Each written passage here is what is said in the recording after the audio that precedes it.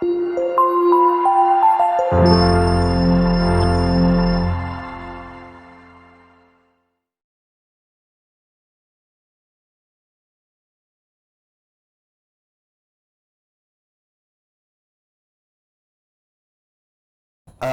billahi minasy syaithanir rajim. Bismillahirrahmanirrahim. Tasim mim. Tilka ayatul kitabil mubin. Natslu 'alaika min naba'i Musa wa Fir'auna bil haqqi liqaumin yu'minun. Inna Fir'auna 'ala fil ardi wa ja'ala ahlaha syi'an yastad'ifu ta'ifatan minhum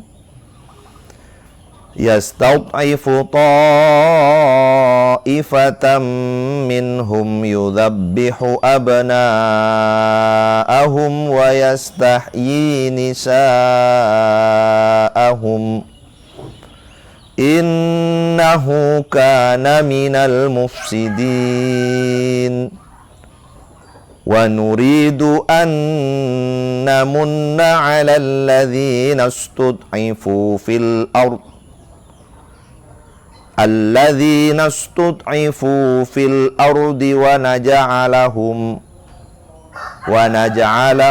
a'immatan wa naj'alahumul warisin. Kaum muslimin wal muslimat yang dirahmati dan dimuliakan Allah Subhanahu wa ta'ala. Ayat ini terdapat di dalam surat Al-Qasas ke-28, tepatnya di ayat 1 sampai dengan 5. Ayat ini diturunkan pada saat Nabi Shallallahu Alaihi Wasallam masih berada di Makkah, dengan sebuah kisah cerita bagaimana Allah Subhanahu wa ta'ala menghentikan sebuah kisah kedoliman seorang penguasa terhadap rakyatnya dengan lahirnya sang Nabi Allah, yakni Nabi Musa alaihi salam. Ayat ini diawali dengan penyebutan ayat mutasabihat, bagaimana menjadi sebuah tanda bahwa wa ma ya'lamu ta'wilahu illallah. Tidak ada satupun yang mengerti, memahami makna yang terkandung di dalamnya kecuali Allah Subhanahu wa ta'ala. Di ayat yang kedua, tilka ayatul kitabil mubin, Allah ta'ala sampaikan bahwa ini adalah ayat-ayat Al-Quran yang sangat jelas. Jelas datang dari Allah Ta'ala, jelas menunjukkan makna sebuah pelajaran yang nyata. Natslu 'alaika min naba'i Musa wa Fir'auna bil haqqi liqaumi yu'minun. Ayat ini berkisah tentang kisah Nabi Musa dan Fir'aun yang akan dihentikan oleh Allah Subhanahu wa ta'ala, kisah kebiadaban dan kedolimannya. Kaum muslimin wal muslimat, sahabat PB TV yang dirahmati dan dimuliakan Allah.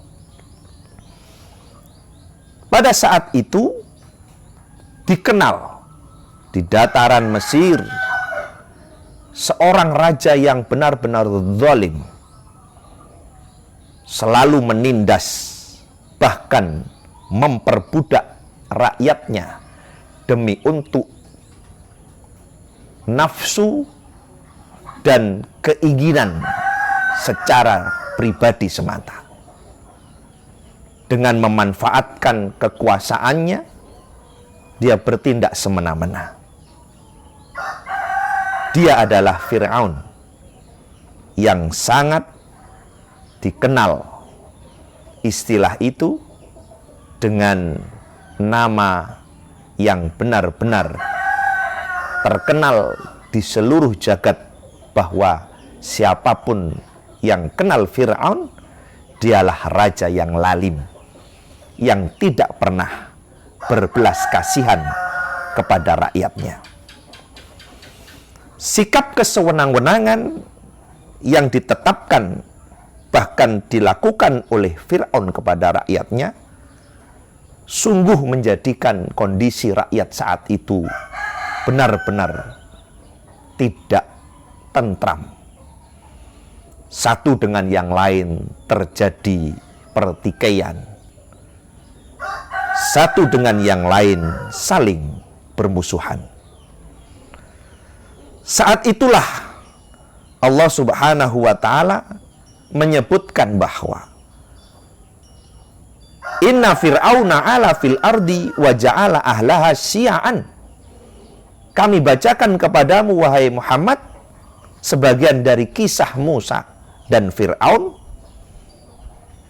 Dan Fir'aun sangat dikenal dengan perbuatan sewenang-wenangnya di muka bumi, dan menjadikan waja'ala ahlaha syia'an, penduduk negerinya berpecah belah, saling bermusuhan, yastad'ifu ta'ifatam minhum, dan satu dengan yang lainnya saling menindas. Kondisi inilah yang kemudian melatar belakangi bagaimana kisah pada masa Bani Israel sangat merindukan siapa kelak yang akan bisa menghentikan kedzoliman dan kelaliman Raja Fir'aun saat itu. Maka Allah Subhanahu wa ta'ala menetapkan bahwa Musa lahir dari seorang wanita biasa yang juga hidup di bawah kerajaan sang raja lalim itu. Kaum muslimin wal muslimat, sahabat PIB TV yang dimuliakan dan dirahmati Allah Subhanahu wa ta'ala. Bani Israel yang hidup di tengah-tengah kerajaan Fir'aun adalah sebuah penduduk yang nasabnya bersambung sampai dengan Nabi Yakub alaihissalam, di mana Nabi Yakub alaihissalam adalah keturunan para nabi yang kita kenal dengan Bani Israel. Saat Nabi Musa hendak dilahirkan, kondisi masyarakat Mesir, kondisi kaum Bani Israel saat itu benar-benar sangat menderita dan benar-benar berada dalam kesusahan dengan gaya kepemimpinan Fir'aun saat itu. Tibalah kiranya pada suatu ketika Fir'aun bermimpi. Di dalam mimpinya disebutkan bahwa dia berjumpa atau menemukan satu api yang sangat besar, dan api itu datang dari Baitul Maqdis, membakar semua yang ada di tanah Mesir, kecuali tidak menyentuh sama sekali di rumah-rumah Bani Israel. Kisah mimpi itu menjadi sesuatu yang sangat menakutkan bagi diri Fir'aun, di mana Fir'aun ingin sebenarnya mengetahui apa makna dan takwil dari mimpi itu. Dikumpulkanlah para peramal, para pesihir yang dimiliki oleh kerajaan saat itu untuk dimintakan takwil makna yang terkandung di dalam mimpi itu. Semua sepakat dan berkumpul dan memberikan masukan kepada Fir'aun bahwa akan ada seorang laki-laki dari kalangan Bani Israel yang akan mengancam kedudukan tahta kerajaannya, yang akan menurunkan Fir'aun dari tahta kerajaannya. Dari situlah kaum muslimin wal muslimat, sahabat PIB TV yang dirahmati dan dimuliakan Allah Subhanahu wa taala. Di ayat kelima Allah menyebutkan wa nuridu an namunna 'alal ladzina istud'ifu fil ardi wa naj'alahum a'immatan wa naj'alahumul warithin. Kami hendak memberikan karunia kepada orang-orang yang tertindas dalam hal ini adalah Bani Israel, dan hendak menjadikan salah satu di antara mereka pemimpin dan orang yang akan mewarisi bumi, menghentikan kebiadaban dan kezaliman Fir'aun pada saat itu. Maka Allah Subhanahu wa taala menetapkan sang ibu yang saat itu sedang mengandung mendengar bahwa Fir'aun telah menetapkan sebuah kebijakan dan telah disebarluaskan di seluruh penjuru negeri bahwa siapapun wanita yang mengandung saat itu harus dipantau, harus didata dan terus diawasi sampai kelahiran bayinya. Kaum muslimin wal muslimat, tidak hanya itu, ternyata Allah Subhanahu wa taala menjadikan keputusan Fir'aun itu menjadi ujian yang nyata bagi Bani Israel saat itu,